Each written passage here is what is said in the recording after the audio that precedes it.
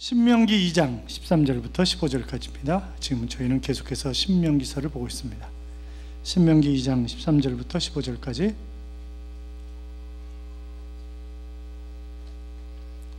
신명기 2장 13절부터 15절까지.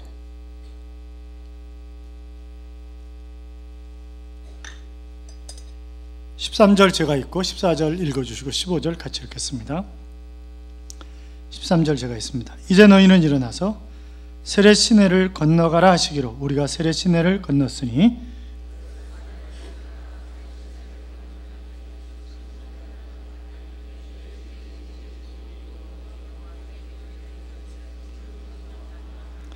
여호와께서 손으로 그들을 치사 진영 중에서 멸하신 거로 마침내는 다 멸망되었느니라.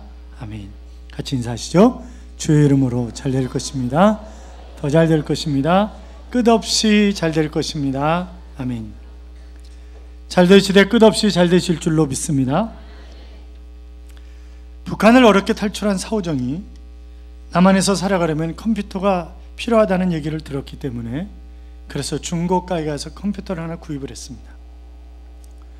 그리고 누구한테 뭐 인터넷을 배울 수도 없고 그래서 자기 혼자 막 인터넷을 하는 거예요. 그런데 새 창 그리고 계속 새 창이 뜨는 거예요. 새 창을 사와야 되나? 고민을 하다가 이게 고장나는 모양이다 아무래도. 그럼 컴퓨터를 고치러 어디로 가야지? 그리고 앞에다 베란다에서 정문 쪽을 쫙 쳐다보니까 컴퓨터 클리닝이 있는 거예요. 야, 저기서 컴퓨터를 클리닝 해준다? 깨끗하게 해주니까 고쳐주는 데인가 보다. 그래가지고 뭐 왔다 갔다 하기 싫으니까 배낭에다가 컴퓨터 본체를 싣고 메고 이제 간 거예요. 그랬더니 상가 복도에 옷이 쫙 걸려 있는 거예요. 그러니까 왜 옷이 이렇게 많냐 이거예요. 그리고 들어가가지고 물었습니다. 컴퓨터 수리됩니까? 주인이 말투가 이상한 이 사오정이 또 뭔 소리를 하나 그러고 가만히 쳐다보고 있었어요. 그랬더니 사오정이 부연 설명을 하는 거죠. 여기 컴퓨터 클리닝 하는데 안 합니까? 컴퓨터 고장나서 가져왔는데 수리 안 되는 게요? 이렇게 물었습니다. 그랬더니 주인이 여기 세탁소인데요? 그렇게 얘기를 하는 거죠. 사랑하는 여러분, 살다 보면 정말 답답한 사람들이 있습니다. 그렇잖아요? 답답한 사람, 내가 가는 길을 가로막고 있는 장애물도 있고 그렇습니다. 그런데 그 답답한 사람, 그 장애물 때문에 내가 더 늦게 간다고 생각하지 마세요. 오히려 그 장애물이 디딤돌이 될 수 있습니다. 오히려 그것을 잘 견뎌내면 시온의 대로가 활짝 열리는 것을 우리가 경험할 수 있다고요. 그러니까 디딤돌이구나 그렇게 생각을 해야지 장애물이구나 저 인간 왜 저래 그렇게 생각하면 결단코 안 된다고 하는 것입니다. 우리들에게 주어진 시간이 다 같은 시간인 것 같지만 그러나 사실은 그 시간에 무엇을 하느냐에 따라서 전혀 다른 삶의 질이 될 수 있습니다. 예수님이 이 땅에서 33년 동안 살다 가셨는데 뭐 80, 90, 100 이렇게 산다고 할지라도 33년 산 예수님의 생애와 90년을 산 사람의 생애가 90년이 산 사람이 훨씬 오래 살았으니까 이 사람의 삶의 질이 더 좋다 그렇게 얘기할 수는 없는 거 아니겠어요? 그렇잖아요? 이스라엘 백성들이 광야에서 40년을 보낸 것입니다. 처음 첫 해 그리고 마지막 끝에 빼놓고 38년이 중간에서 제자리 걸음을 했던 그런 시간이었다고 볼 수 있는데 그들이 가데스 바네아에서 이 불신앙적인 죄를 졌잖아요. 계속해서 지금 반복되는 그런 얘기입니다만 가데스 바네아에서 12명의 정탐꾼을 보내는데 10명이 부정적인 보고를 하죠. 한마디로 정복할 수 없다, 돌아가자 라고 하는 것이었습니다. 그것 때문에 모든 백성들이 땅을 치면서 밤새도록 통곡을 하고 하나님은 그들을 다 죽이기로 작정을 하셨습니다.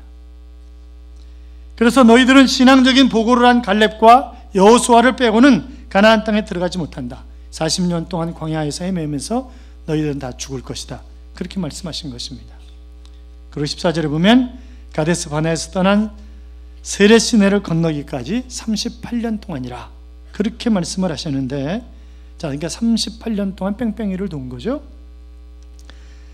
하나님은 38년을 제자리 걸음을 하고 있던 그런 이스라엘 백성들에게 39년째 되는 해 이제 일어나서 세례 시내를 건너가라, 그렇게 명령을 하십니다. 사랑하는 여러분, 이 이야기는 오늘 나를 향해서 야 이제 그만 일어나서 건너가란 말이야, 그렇게 말씀하시는 것으로 볼 수 있습니다. 우리 민족을 향해서 이젠 일어나라, 좀 일어나서 좀 일해야 될 거 아니냐, 그렇게 말씀하시는 것일 수 있습니다. 이 말씀이 특별히 우리 교회를 보고 이제 너희가 일어나서 너희의 세례 시내를 건너가야 될 것 아니냐, 그렇게 명령하고 계시는 그런 명령으로 볼 수 있는데, 오늘 본문을 통해서 우리가 몇 가지 교훈을 받을 수 있어요. 첫째, 약속의 땅을 향해서 끊임없이 전진하라고 하는 것입니다. 여러분, 내가 가는 길이 과연 어디로 가고 있고 내 목표가 어디고 목적지가 어디고 내가 무엇을 하면서 길을 가고 있는가 하는 그런 생각을 해보신 적이 있으십니까? 어느 신학대학의 실천신학 교수가 학생들에게 과제를 냈어요. 다음 주에 둘씩 짝을 져가지고 이번 주 중에 사람이 가장 많은 그런 중앙통로에 가서 어디로 가냐고 길을 물어보고 그러고 와서 다음 주에 토론을 하자, 그렇게 얘기를 했습니다. 교수님, 그것이 우리가 배우고 있는 과목과 무슨 상관이 있습니까? 아니 차라리 도서관에 가서 책 읽고 썸머리를 하라고 그래서요, 우리 과목과 아무런 상관도 없는 그런 과제를 내주시는 게 이게 말이 됩니까? 교수의 무기가 있죠?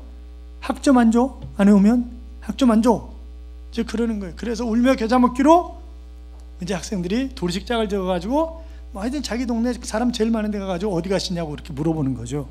그런데 그 다음 주에 와가지고 보고를 하는데 정말 저희들이 깜짝 놀랐습니다, 그렇게 이야기를 하는 거죠. 한결같이 다 어디로 가는지 모르고 사는 사람들이 너무나 많더라는 거죠. 바빠. 그리고서 치고 가는 사람 끝까지 쫓아가서 물으면 바쁜데 어디 가시냐 그러면 나도 몰라, 그러는 사람이 너무 많더라는 거예요.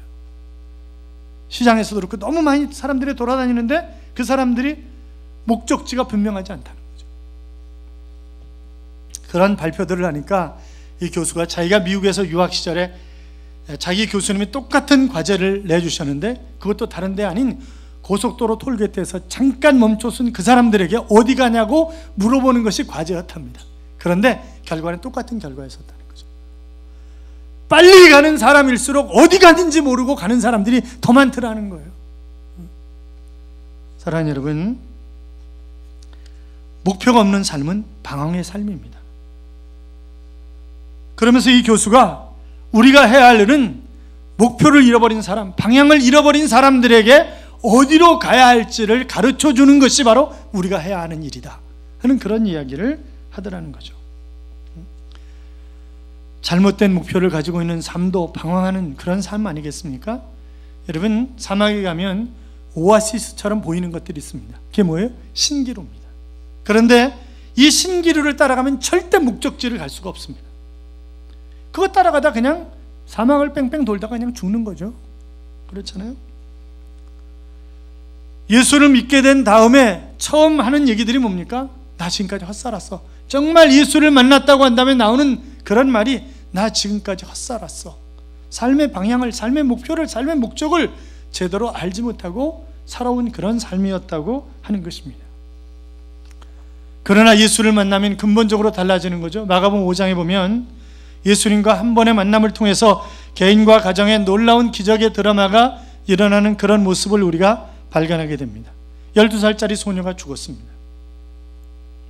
그런데 예수님이 그 소녀에게 가까이 오셔서 달리다굼, 그렇게 얘기하시는 거예요. 그랬더니 소녀가 벌떡 일어나는 거죠. 이건 달리다굼이라고 하는 말은, 여러분 아침에 애들이 잘 안 일어나잖아요. 그러면 야야야 일어나, 그런 말입니다. 달리다굼. 그러니까 달리다라고 하는 말은 막 달리는 게 아니라, 달리다라고 하는 말은 연약한, 불쌍한, 어린 그런 의미를 가지고 있는 단어고, 바로 굼이라고 하는, 이 굼이라고 하는 단어는 일어나거라 라고 하는 그런 말입니다. 얘야 일어나거라, 그것이 달리다굼이라고 하는 그런 말이에요.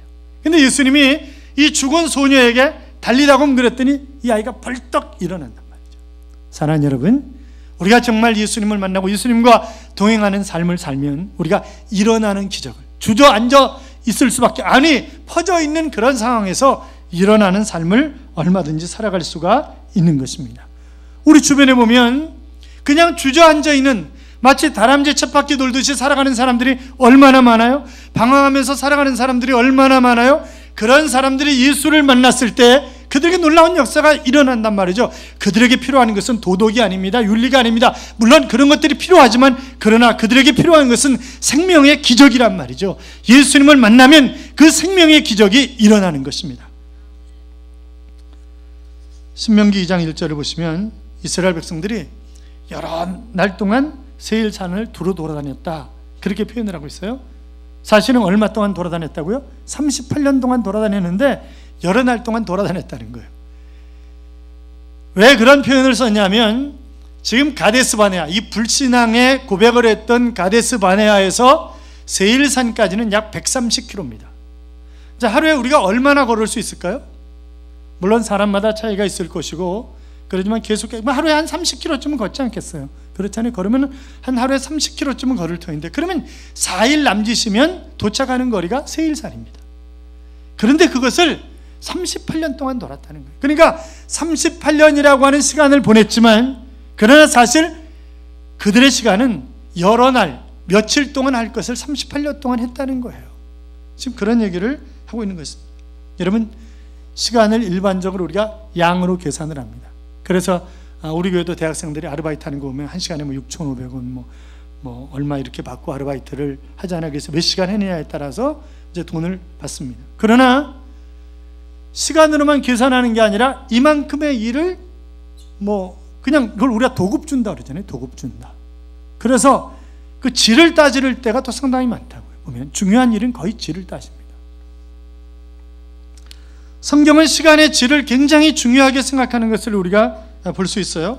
자, 어떻든 이 분명한 목적을 가지고 목표에 따라서 움직이지 않는 삶이라고 한다면 그것은 방황하는 삶이고 그것은 잘못된 삶이다. 또 목표가 분명한데 하나님께서 허락하시지 않아서 갈 수 없는 것도 참 난감한 일 아니겠습니까? 그렇잖아요. 이스라엘 백성들의 목적지가 어디예요? 가나안이라고 하는 곳입니다. 그런데 하나님이 가나안에 못 가게 하시는 거예요. 그리고 뺑뺑이를 지금 돌리시는 거예요. 38년 동안. 여러분 그거 아세요? 6.25 전쟁 때 메가더 장군이 인천 상륙작전을 하고 그리고 이제 서울을 수복해 가잖아요. 밑에서는 낙동강서부터 이제 다시 진격해서 올라오잖아요. 그들이 38선 가까이 와가지고 38선을 넘으려고 그러는데 유엔군 사령관이 못 가게 하는 거예요. 38선 넘어가지 말라는 거예요. 이제 북진을 해서 저 북녘을 다 정복을 해야 되는데 못 가게 하는 거죠. 그러니까 막 총을 땅바닥에다 그냥 쏘고 38선 철망을 막 치고 막 그러면서 도대체 이게 뭐냐, 38선이 뭐냐 이러면서 난리를 쳤답니다. 그랬더니 다시 공격 그래가지고 38선을 넘어간 날이 10월 1일이라는 거예요. 그래서 10월 1일을 국군의 날로 정했답니다. 맞아요? 틀려요?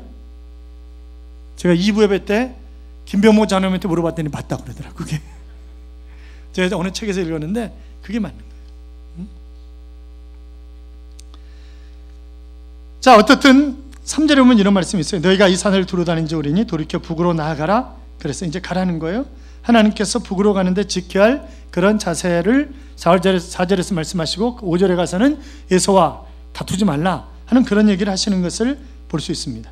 자, 어떻든 이 양적으로는 38년이지만 그러나 질적으로는 불과 며칠 거리밖에 안 되는 그런 것.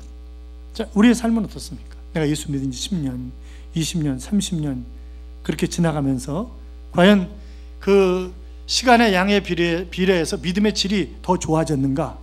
라고 하는 것입니다. 아니 어쩌면 처음 예수를 만났을 때 첫사랑을 경험했을 때 그때가 훨씬 더 성령 충만하고 그때가 훨씬 더 뜨거웠던 것 아닌가요? 그러면서 점점점 식어가다가 어느 순간에 한번 또 반짝하는 것 같았다가 또 다시 식어가다가 그런 신앙생활을 우리가 하고 있는 것 아니냐 이 말이죠. 수십 년 수고했지만 사실 며칠 동안의 일거리밖에 되지 않았던 그런 삶, 반복적인 그런 오류를 범하고 있는 우리를 향해서 하나님은 오늘 너희는 일어나서 세례시내를 건너가라 그렇게 명령하고 계시는 것입니다. 사랑하는 여러분, 일어나시기 바랍니다. 주님이 명령하시는 것입니다. 세례시내를 건너시기 바랍니다. 목표를 향해서 달려나가 여러분의 가나안을 정복하는 그런 하나님의 자녀들이 되시기를 주님의 이름으로 축원합니다. 뿐만이 아니라 오늘 본문을 통해서 우리가 교훈으로 받을 수 있는 것 중에 하나는 지난 날들을 소중하게 여겨야 된다고 하는 것입니다. 38년이라고 하는 시간이 그냥 헛된 시간만은 결단코 아닙니다. 여러분, 과거에 우리가 중세기를 별로 한 일이 없는, 그래서 암흑시대다 그렇게 얘기를 했지만, 그러나 지금은 중세기를 암흑시대라고 얘기하지 않습니다. 근대를 꽃피우기 위한 잠재기였다고 이렇게 얘기를 하지, 암흑시대다 그렇게 얘기를 안 한단 말이죠.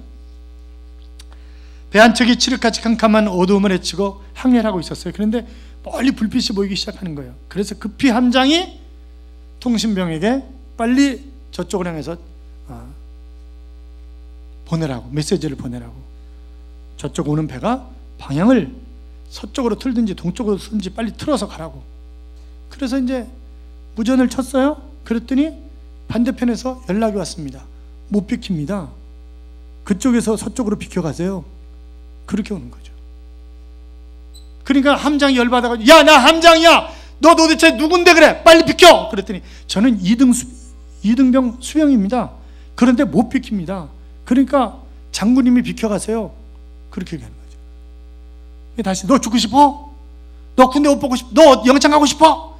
이러고 보냈습니다. 그랬더니 그래도 못 비킵니다. 저희는 여기는 등대입니다. 그렇게 얘기를 하는 거죠.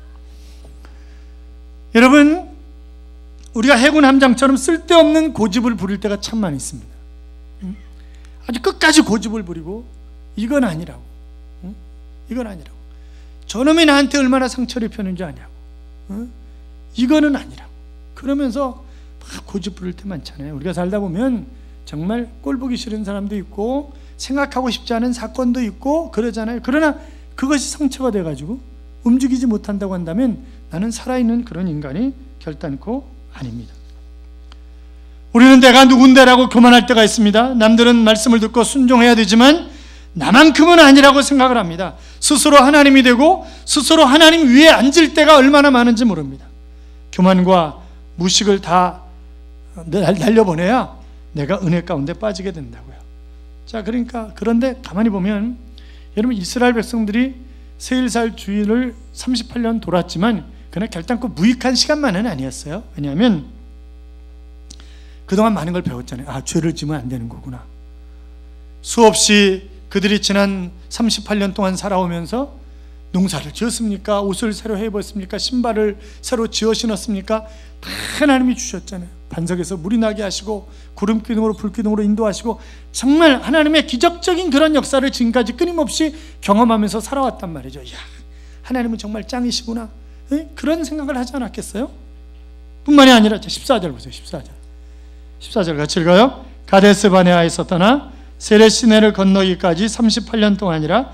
이때에는 그 시대의 모든 군인들이 여호와께서 그들에게 맹세하신 대로 진영 중에서 다 멸망하였나니. 자, 죄를 지난 38년 동안 죄 지은 사람들 다 죽었구나. 자, 그러나 또 한편으로 생각해보면 어떻게 해요? 그들 다 죽인 것만이 목적이 아니었다고요. 지금 20세 이하의 그런 사람들, 또 광야에서 태어난 사람들, 그들로 하여금 언약의 백성으로, 약속의 백성으로, 율법의 백성으로, 영적인 백성으로 만들어가는 그런 시간들을 하나님은 가졌던 것입니다. 사랑하는 여러분, 여러분에게 주어졌던 과거가 나에게 아무런 소용이 없는 그런 과거였다, 정말 생각하기도 싫다, 그렇게 여기지 마세요. 그것도 필요한 시간이었기 때문에 하나님이 나에게 허락하신 것입니다. 저는 수원제일교에서 자랐던 것을 자랑스럽게 생각을 합니다. 수원제일교회 안중선 목사님은 현대판 바리새인이라고 할 정도로 아주 율법주의자셨습니다. 철저한 보수주의 교회에서 자라면서 기본적인 신앙이 확립이 된 것입니다. 저는 사랑의 교회에서 욱하는 목사님에게서 배웠던 가슴 큰 사랑을 소중하게 여기고 있습니다. 어느 해인가 교인 전체가 용인에 있는 기도원으로 수련회를 갔어요. 그래서 이제 욱하는 목사님이 대회장, 제가 총무, 이렇게 찬양 인도하고 이렇게 이제 진행을 해나가고 그러는데, 이제 둘째 날 밤 이제 수련회 클라이맥스가 캠프파이어죠, 캠프파이어.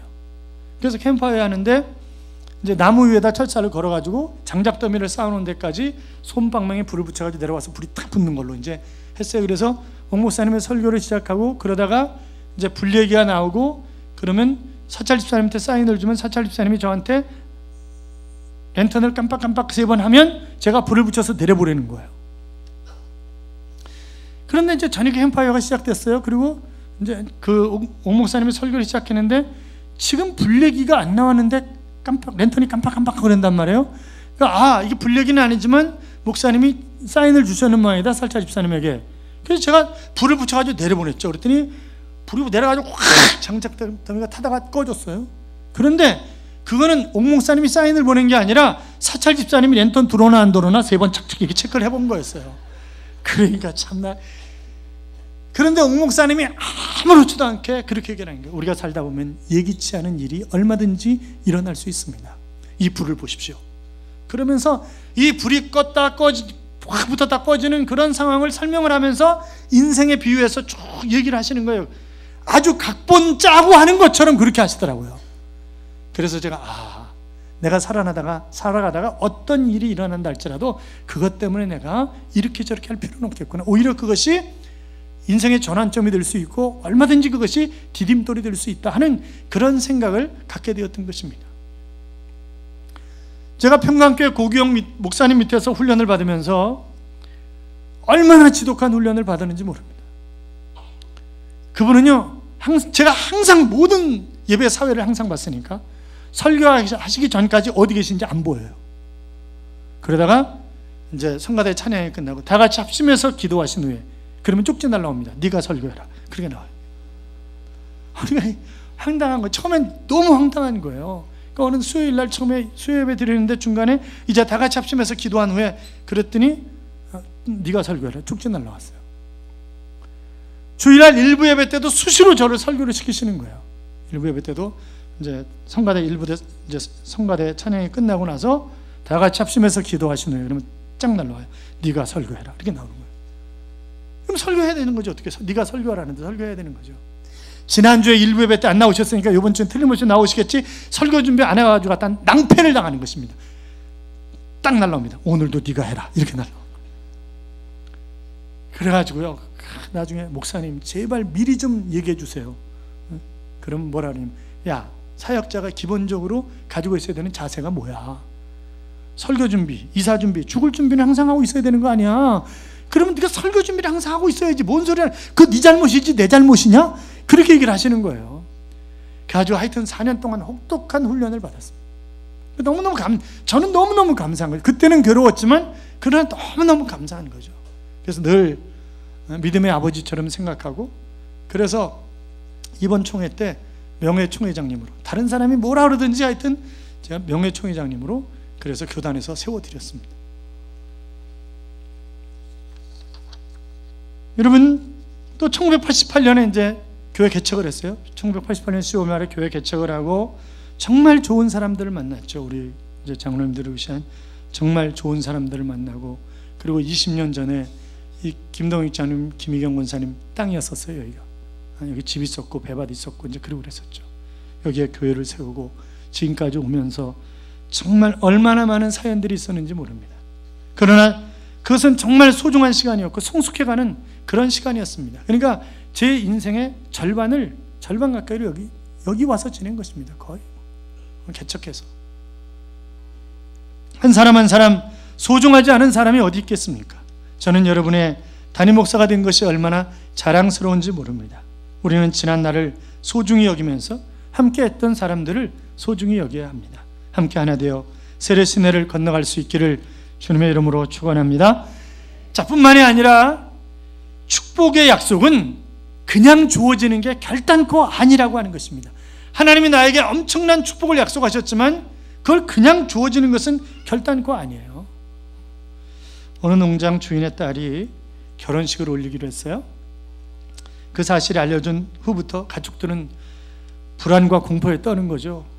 반드시 누군가가 희생양이 되어서 잔치상에 올라가야 되는데 누가 올라갈 거냐는 거죠. 그러니까 동물들이 일제의하면서 양, 네가 올라가라는 거야. 네가. 그래서 왜 내가 가냐고 그랬더니 네가 막 희생양이잖아. 희생양. 그러니까 네가 올라가야 돼. 막 이러는 거야. 그러니까 그러면 나는 털을 깎아가지고 주인이 따뜻하게 하실 수 있도록 옷을 만들어드리고 그런 재료를 제공하는 건데 내가 죽으면 그러면 주인의 따뜻한 옷은 누가 만들어주는 거냐고. 그랬더니 소가 성질을 내면서 그러면 내가 가랴? 그러는 거예요. 내가 아니면 그러면 밭은 누가 갈고 누가 하냐다. 농사는 누가 짓냐?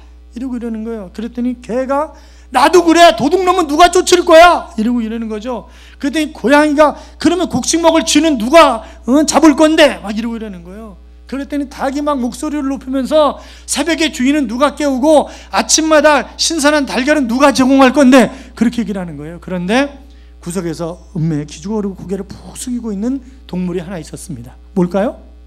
돼지. 아무것도 한 일이 없는 거예요. 그러니까 그냥 가만히 고개 숙이고 있는 거죠. 사랑하는 여러분, 게으른 사람에게는 항상 후회가 따르는 것입니다. 게으름은 악입니다.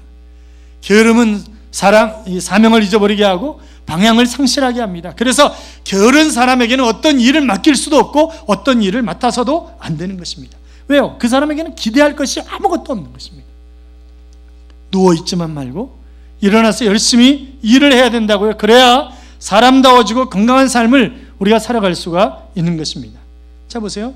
이스라엘 민족이 이 세렛 시내를 건너기 전에 수없이 많은 전쟁을 치렀습니다. 그런데 지금 그것과 비교할 수 없는 전쟁이 가나안 땅에서 기다리고 있는 거예요. 그들은 여리고성을 점령해야 됩니다.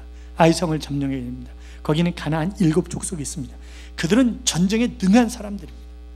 그러니까 그들과 싸워서 전쟁에서 승리하려고 하면, 그러니까 그냥 주어지는 게 아니란 말이죠. 하나님이 가나안 7족속의 군대들을 싹 쓸어버리고 와서 그냥 전리품만 주소라 그러시는 게 아니라고요. 하나님이 내가 나가서 싸울 때 하나님 그 싸움에 승리하게 하시는 것이지 그냥 가서 거머쥐는 게 결단코 아니었습니다. 사랑하는 여러분, 우리가 광야 같은 세상을 살아가면서 하나님의 엄청난 그런 약속들이 성경에 5,000가지가 넘는 약속들이 있습니다. 이것이 그냥 나에게 툭툭툭 떨어지는 게 아니라고요. 내가 일해서 내가 싸워야 그래야 승리할 수 있는 것이지, 결단코 차지할 수 있는 것이지, 그렇지 않으면 차지할 수가 없습니다. 가이드 포스트지에 알렉산더 프루모어라고 하는 사람의 간증이 실렸어요. 이 사람이 65세가 될 때까지 병원에 가본 적이 없었답니다. 아픈 적이 한 번도 없었다는 거죠. 근데 몸이 좀 이상해서 병원에 갔더니 전립선암이라는 거예요. 깜짝 놀란 거죠. 왜냐하면 자기 아버지도 전립선암 때문에 돌아가셨고 자기 삼촌 2사람도 결국 전립선암으로 돌아가셨고 사촌도 전립선암으로 죽었고, 그러니까 드디어 내 차례가 왔구나. 그러니까 완전히 이제 난 끝났구나 그런 생각이 드는 거죠. 직장도 그만두고 운동하던 것도 그만두고 다 그만두는 거예요. 음식도 안 먹고 그러는 거죠. 그러다 어느 날 하나님 앞에 기도하기 시작합니다. 하나님, 제 안에 있는, 저는 죽음이 두려운 것이 아니라 두려움이 두렵습니다. 제 안에 있는 두려움을 좀 없애주십시오. 간절히 기도하는데 그런 생각이 떠오르더라는 거예요. 천국은 이것과 비교할 수 없이 좋은 곳인데 내가 왜 두려워 떨고 있지? 천국으로 이사가는 건데, 수없이 들었던 얘기인데 천국으로 이사가면 더 좋은 장소로 이사가는데 내가 왜 두려워해? 그런 생각이 들더라는 거예요. 그냥 여기서 있는 동안 잘 먹고 잘 살다 가자, 그런 생각이 드니까 몸이 굉장히 가벼워지더라는 거예요. 그러면서 열심히 먹는 거예요. 소화도 잘 되고 너무 기분이 좋더라는 거죠. 몸이 너무 가벼워져서 병원에 갔더니 암이 싹 사라졌다고 그렇게 얘기를 하더라는 거죠. 사랑하는 여러분, 여러분의 절망이 무엇입니까? 여러분의 문제, 여러분이 가지고 있는 그런 갈등은 무엇입니까? 내 인생 속에서 내가 할 수 없는, 내 힘으로 도저히 풀 수 없는 그런 것이 있다고 한다면 그것을 가지고 주님 앞으로 나오십시오. 그러면 그 주님이 그것을 풀어가신다고요.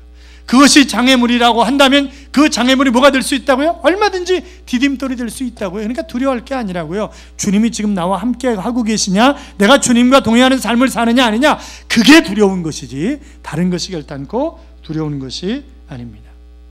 사랑하는 청년 여러분, 여러분이 그 연애할 때 나에게 시집 오면 내가 무엇이든지 다 해줄게, 행복하게 해줄게, 손에 물도 안 묻히게 해줄게, 그런 말을 믿지 말아야 돼요.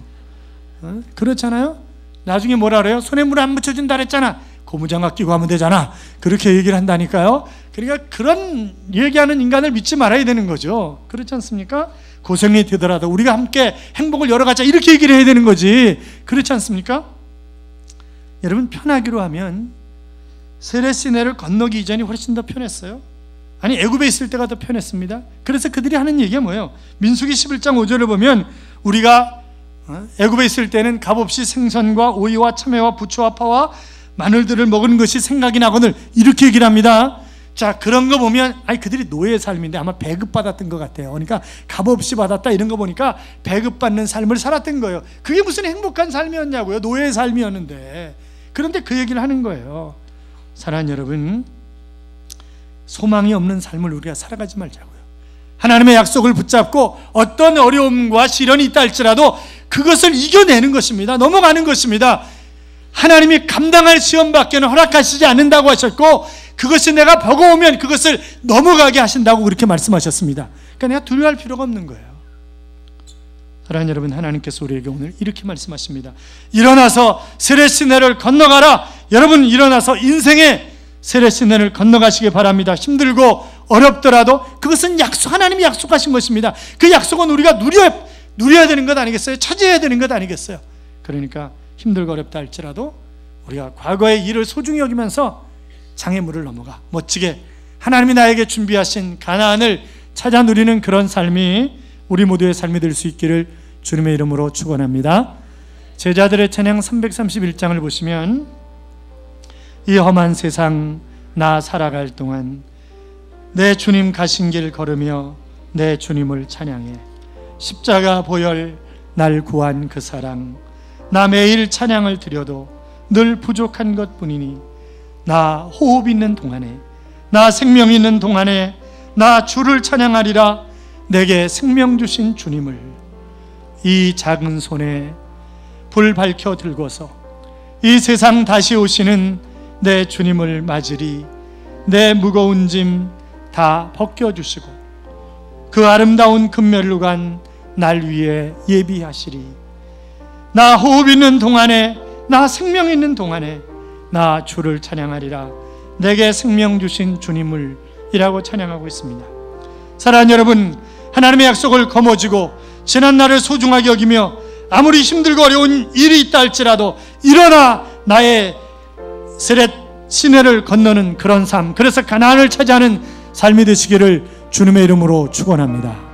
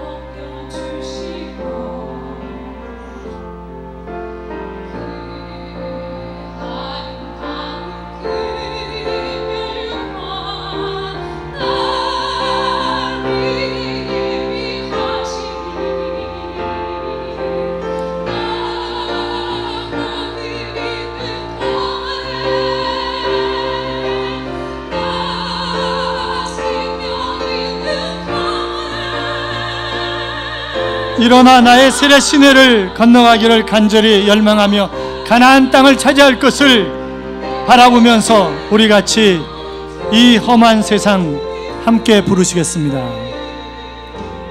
이 험한 세상 나 살아갈 동안 내 주님 가신 길 걸으며 내 주님을 찬양해 십자가 보여 나 구한 그 사랑 나 매일 찬송을 드려도 늘 부족한 것뿐이니 나 호흡 있는 동안에 나 생명 있는 동안에 나 주를 찬양하리라 내게 생명 주신 주님을 이 작은 손에 불 밝혀 들고서 이 세상 다시 오시는 내 주님을 맞으리 내 무거운 짐 다 벗겨주시고 그 아름다운 그 면류관 날 위에 예비하시리 나 호흡 있는 동안에 나 생명 있는 동안에 나 주를 찬양하리라 내게 생명 주신 주님 이 험한 세상 이 험한 세상 나 살아갈 동안 내 주님 가신 길 걸으며 내 주님을 찬양해 십자가 보여 나 구한 그 사랑 나 매일 찬송을 드려도 늘 부족한 것뿐이니 나 호흡 있는 동안에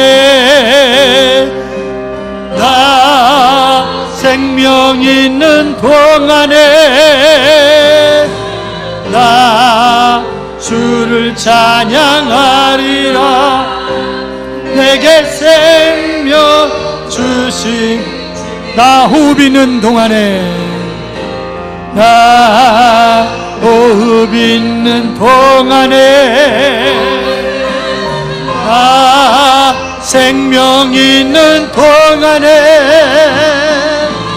나 주를 찬양하리라 내게 오른손을 들고 나 호흡 있는 동안에 나 호흡 있는 동안에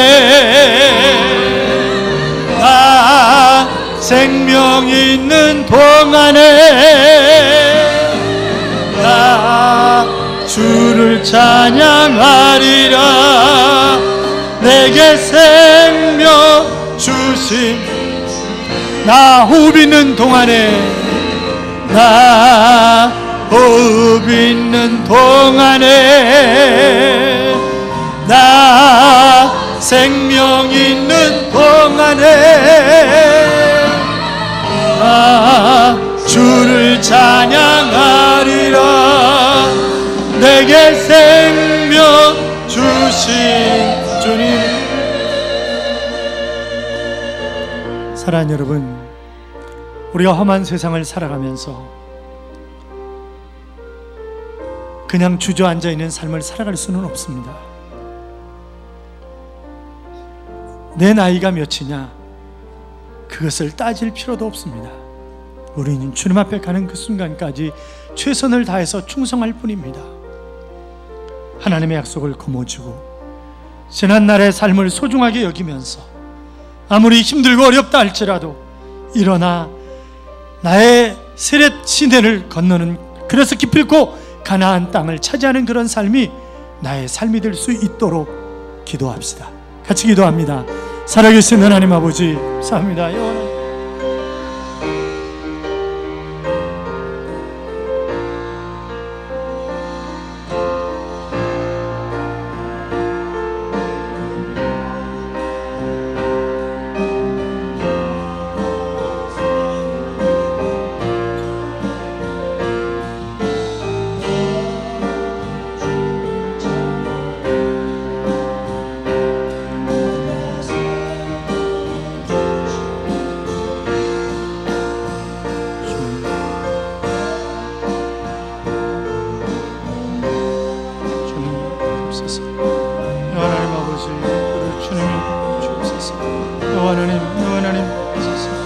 하나님 아버지, 주님이 하나님 도와주옵소서.